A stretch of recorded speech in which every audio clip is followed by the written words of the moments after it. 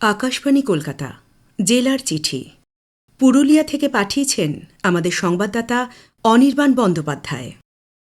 ফেব্রুয়ারির প্রথম থেকেই শীতের প্রকোপ কমতে শুরু করেছে পুরুলিয়া জেলায়। ভারী শীত পোশাকেরও আর প্রয়োজন পড়ছে না। আশা করা হচ্ছে এই মাসের মাঝামাঝি থেকেই বসন্তের হাওয়া বইতে শুরু করবে জেলা জুড়ে। পুরুলিয়ায় এবার পলাশ ফুল ফুটতে একটু দেরি হতে পারে বলে মনে করছেন স্থানীয় মানুষ। প্রচণ্ড শীত থাকার কারণেই এমনটা হতে পারে বলে মনে করা হচ্ছে। পলাশ ফুল পুরুলিয়া জেলার ঐতিহ্য। বসন্তে দিগন্ত বিস্তৃত পলাশ এই জেলায় দেখা যায়। তাই দেখতে দূর দূরান্ত থেকে ছুটে আসেন পর্যটকরা। শ্রদ্ধার সঙ্গে পুরুলিয়া জেলা জুড়ে পালিত হল ৭৭তম সাধারণতন্ত্র দিবস। পুরুলিয়ার ভিক্টোরিয়া স্কুল ময়দানে জেলার মূল সরকারি অনুষ্ঠানটি হয়। এখানে জাতীয় পতাকা উন্মোচন করেন জেলাশাসক কোনঠাম সুধীর। উপস্থিত ছিলেন জেলা পুলিশ সুপার বৈভব তিওয়ারি সহ উচ্চপদস্থ পুলিশ ও প্রশাসনিক আধিকারিকরা। জেলা প্রশাসনের অনুষ্ঠান ছাড়াও এদিন রেল শহর আদ্রাতেও আরপিএফের কুচকাওয়াজ এবং প্রদর্শনী হয় সাধারণতন্ত্র দিবস উপলক্ষে। দক্ষিণ পূর্ব রেলের বিভাগীয় সদর দপ্তর আদ্রায় জাতীয় পতাকা উন্মোচন করেন ডিআরএম মুকেশ গুপ্তা। উপস্থিত ছিলেন উচ্চপদস্থ রেল আধিকারিকরা। পুরুলিয়ার সিধোকানহ বিরসা বিশ্ববিদ্যালয়ে আধিকারিক এবং অধ্যাপকদের সঙ্গে নিয়ে পতাকা উন্মোচন করেন উপাচার্য পবিত্র কুমার চক্রবর্তী। বিশ্ববিদ্যালয়ে এদিন বিশেষ স্বাস্থ্য শিবিরও করা হয়। এদিন পুরুলিয়া জেলা বিজ্ঞান কেন্দ্রেও যথাযথ মর্যাদায় পালিত হয় সাধারণতন্ত্র দিবস।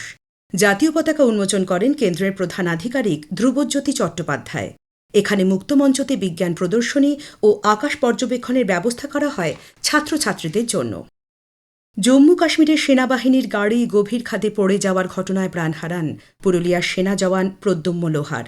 ২২ জানুয়ারি এই ঘটনার পর শোকের ছায়া নেমে আসে পুরুলিয়া জেলা জুড়ে। ২৪ বছরের এই যুবক জম্মু কাশ্মীরের সেনাবাহিনীতে রাষ্ট্রীয় রাইফেলসে কর্মরত ছিলেন। ডোডার খনি ভগরবাদ এলাকায় সেনাবাহিনীর একটি গাড়ি ক্যাম্পের দিকে ফিরছিল। সেই সময় বিপরীত দিক থেকে আসা আরেকটি গাড়িকে পাশ কাটাতে গিয়ে নিয়ন্ত্রণ হারিয়ে সেনার গাড়িটি গভীর খাদে পড়ে যায়। দুর্ঘটনাটি এতটাই ভয়াবহ ছিল যে ঘটনাস্থলেই ১০ জন জওয়ান প্রাণ হারান। তাঁদের মধ্যে ছিলেন প্রদ্যুম্ন লোহার। সেনাবাহিনীর উদ্যোগে দেহ নিয়ে আসা হয় গ্রামে। রাষ্ট্রীয় মর্যাদায় হয় দেহের অন্ত্যেষ্টি। এদিন জওয়ানের অন্ত্যেষ্টিকে কেন্দ্র করে আবেগে ভেসে যায় গোটা এলাকা। জাতীয় পতাকায় মোড়া দেহকে শ্রদ্ধা জানাতে দূর দূরান্ত থেকে ছুটে আসেন সাধারণ মানুষজন। পুরো অন্ত্যেষ্টি প্রক্রিয়ায় উপস্থিত ছিলেন পুরুলিয়ার সাংসদ জ্যোতির্ময় সিং মাহাতো। উপস্থিত ছিলেন স্থানীয় বিধায়ক সুশান্ত মাহাতো সহ এলাকার জনপ্রতিনিধিরাও। তাঁরা সর্বতোভাবে প্রদ্যুম্ন লোহারের পরিবারের পাশে থাকার বার্তা দেন। উল্লেখ্য, এই জওয়ান ছিলেন তার বাবা মায়ের একমাত্র সন্তান। সারা রাজ্যের সঙ্গে পুরুলিয়াতেও শুরু হল মাধ্যমিক পরীক্ষা। জেলায় রয়েছে বন্য হাতি, রয়েছে লেপার্ড। এই পরিস্থিতিতে জঙ্গল এলাকার মাধ্যমিক পরীক্ষার্থীদের জন্য বিশেষ উদ্যোগ নিল বন দপ্তর।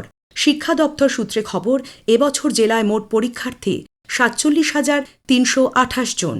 এর মধ্যে নিয়মিত পড়ুয়া ছাত্র রয়েছে ২০,৫৬০ জন এবং ছাত্রীর সংখ্যা ২৪,৪৯৪ জন। এবছর গত বছরের তুলনায় পরীক্ষার্থী বেড়েছে ৪,১৬৪ জন। এর মধ্যে ছাত্র সংখ্যা ২,৬৭৪ জন এবং ছাত্রীর সংখ্যা ১,৪৯০ জন। এবছর হাতি উপদ্রুত এলাকায় মাধ্যমিক পরীক্ষার্থীদের জন্য বিশেষ বাসের ব্যবস্থা করতে দেখা গেছে বন দপ্তরকে। ঐরাবত বাহনসহ মোট ১৭টি গাড়ির ব্যবস্থা করা হয় এজন্য। পুরুলিয়া বন এলাকায় মোতায়েন করা হয় ১১৩ জন বনকর্মী ও আধিকারিক। তাঁরা বলেন, বন্যপ্রাণী সংক্রান্ত কারণে যাতে কোনো পরীক্ষার্থী সমস্যায় না পড়েন তার জন্য সব রকমের উদ্যোগ নেওয়া হয়েছে। জঙ্গল এলাকার পরীক্ষার্থীরা বলেন, এই উদ্যোগের ফলে তাঁরা স্বস্তি পেয়েছেন। রেলের তরফে একগুচ্ছ ভালো খবর দেওয়া হয়েছে পুরুলিয়া জেলার জন্য। পুরুলিয়া থেকে হুড়া হয়ে বাঁকুড়া নতুন ব্রডগেজ লাইনের ঘোষণা রয়েছে।